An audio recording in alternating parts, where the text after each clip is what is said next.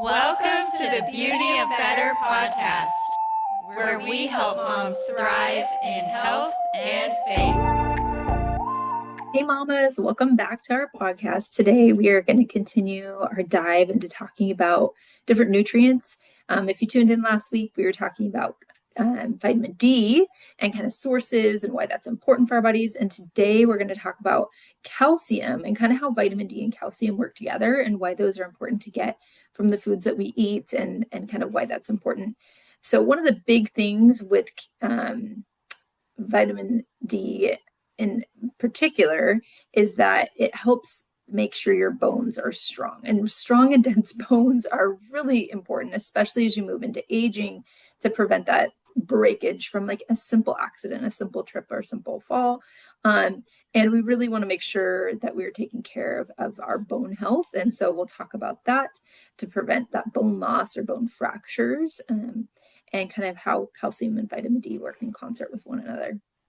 Yeah. So vitamin D and calcium. So calcium, like Christiana was talking about, it does help maintain that bone mineral density and reducing that fracture risk as we get older. As women, we get closer to menopause, that just increases. And it can also help with cardiovascular support. So just helping regulate things like your heart rhythm, and how contractions are happening with your heart, and just blood clotting in general too. So if you don't have enough calcium, that can be linked to hypertension or high blood pressure. So that is something to be aware of. And it's also very important for things like managing PMS symptoms even too, because it's related to those things. So like PMS symptoms, meaning like how your mood swings are going, bloating, fatigue, things like that. And also calcium's very important for muscle contractions and muscle cramping. So that's very important. And it is something that we can get quite a bit of from the food that we eat too. So I'm going to bounce it to Kathleen, and she's going to tell us about that. Yeah, I just wanted to share so kind of about how much calcium we should be getting in a day. And if you look on the nutrition labels, you'll see it's often listed in like milligrams. And so our kind of goal is to get around 1,000 milligrams of calcium per day.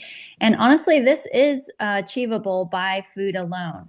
We always encourage food before supplements, and calcium's one of those that especially we can reach through the foods that we consume every day. So if you look at a food label and it says like 300 milligrams of calcium, that would translate. So 300 milligrams out of 1,000 would be 30% of your daily value you're getting from that serving size of your food. So if you want to, track that, if that's something that you feel like you need help with boosting your diet, that's a simple way that you can go about that. Aim for around 1,000 milligrams a day and just kind of keep track of the foods that you're eating. So, that's a kind of simple way to track that. But, there's lots of different foods, like maybe though you have issues with milk, I think a lot of people just commonly associate calcium with milk. But I know in our household, my husband has had lactose intolerance, and a couple of our kids have had issues with that as well.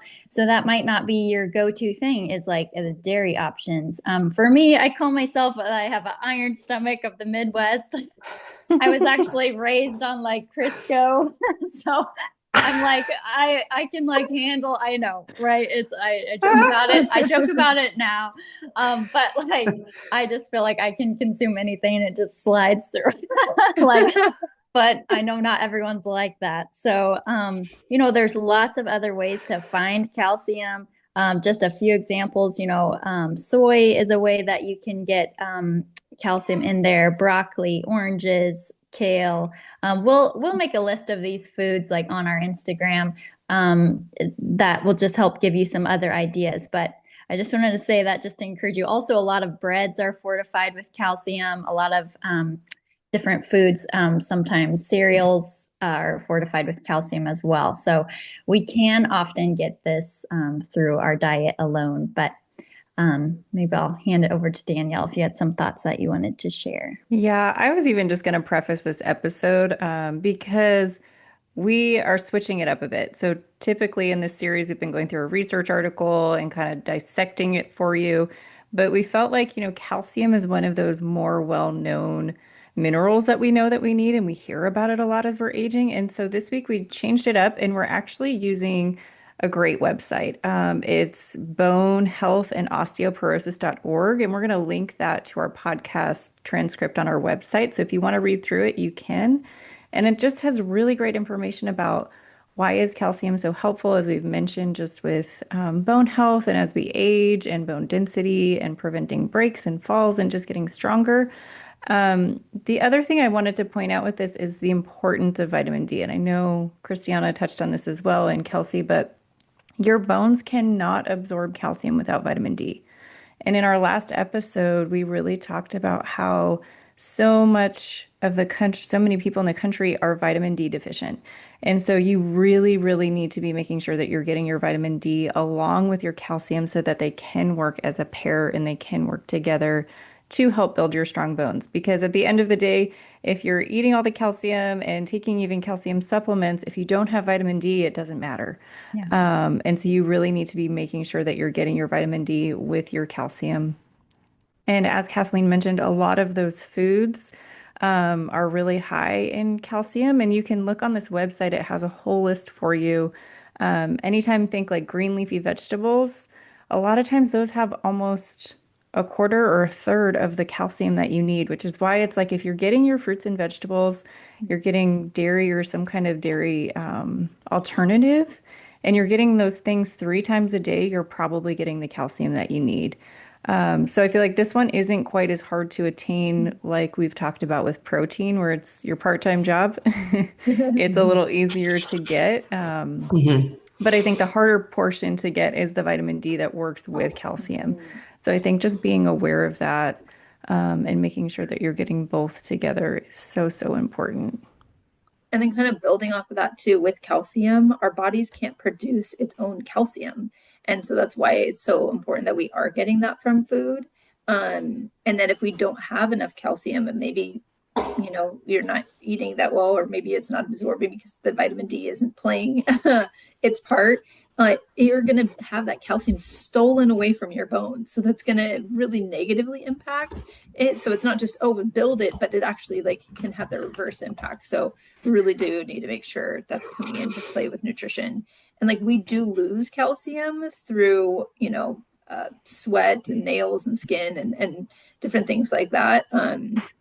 Urine even as well. So that's why there has to be that replenishment of that, and finding something on that list of all of the possible foods. It doesn't have to be your least favorite thing, but there's so many options that you can just kind of build into your program, and then check those vitamin D levels to make sure that you have that player working together with that calcium so that you can get the maximum benefit from the foods that you're eating. It reminds me of what we talked about with vitamin C, where you have to just keep eating it. In theory, you could take a calcium supplement or eat a whole bunch at once, but your body absorbs it a lot easier and in a better way if you take it throughout the day. So if you're eating calcium rich foods throughout the day, it's better than just trying to get it all at one time. Yeah. And I also just want to highlight too that calcium is not technically a vitamin, it's a mineral. It's a macro mineral, which means that it is one of the ones that we need in larger amounts. And minerals are just essential nutrients that our body needs to support various functions like we've been talking about. So primarily bone health is the big one with calcium, but so it is one of those macro minerals that we need in larger amounts. And we're going to talk about some of the other macro minerals coming up too, like magnesium, potassium, things like that. So it is just important. Yeah, go Kathleen. Yeah, no worries. Yeah. I just love talking about vitamin D. Obviously, our main focus is on calcium today, but I did want to share a little bit just on vitamin D, the three ways that we get it is sunlight, food, and supplements. And the way that we get that from the sun, and even it's shown that people living in sunny California are showing signs of vitamin D deficiency, which you wouldn't think that. But this website helps show that even sunscreen with an SPF of as low as 8 reduces vitamin D production by 95%. Isn't that crazy? So, so like be outside without the sunscreen on for 20 minutes and then put the sunscreen on. Yes. And that's what I do. I do that with our kids and stuff too. And I think sometimes, we get overprotective as moms, or it's like, okay, they tell us that you have to have the hat and the sunscreen. And you see these kids just like with that purple sunscreen on and the hats and like the sunglasses. And you're like, okay, it's okay to have like a little bit of sun, And because the way our skin makes vitamin D in reaction to the sunlight, it stores it in our fat for later use. And so over time, there's different things that affect how our vitamin D, how our skin can produce it, depending on the time of day, the seasons, like the latitude that we live at, the skin pigmentation, age, and other factors. So just realizing there, you can live in a sunny place and think that, hey, I'm getting like it all sorted. But just realizing that food plays a big role in that as well. And then also the vitamin D supplements. So, this website even talks about how it is hard to get it through sunlight and food alone. Mm-hmm. So it actually encourages a supplement when it comes to vitamin D, just to help with those aging issues that we have when it comes to like bone density. But there's also different groups that are at risk. People who maybe work indoors all day, or, living in nursing homes, also like people with celiac disease, inflammatory bowel conditions, also people who are overweight and obese. That's a risk factor for being vitamin D deficient. And also people with very dark skin, they're often at risk for vitamin D deficiency. So I just wanted to share makes those. a big difference too. Yes. Like the northern states, the states where it's like heavy winter, lots of clouds, less sun. I've actually looked through disease maps in the country and just looking at vitamin D deficiency disease distribution. And it's crazy how it's just so heavily correlated with more northern states. So that's when supplements are really, really needed. Mm-hmm. I just think it's so cool how, like, I don't know, God just designed us to be in the light, literally. And like, how we find these little things of like the reason that God says these things. And then, but also like the food that he gives us, like there's, just the vitamin D that's in foods, that we need to consume regularly to just make our bodies function the way he designed them to. So I love just correlations. And the list of foods, a lot of them are like whole foods, less processed, although fortified, like you can look at those food labels, and we do have an episode that talks about that as well to see the percentages.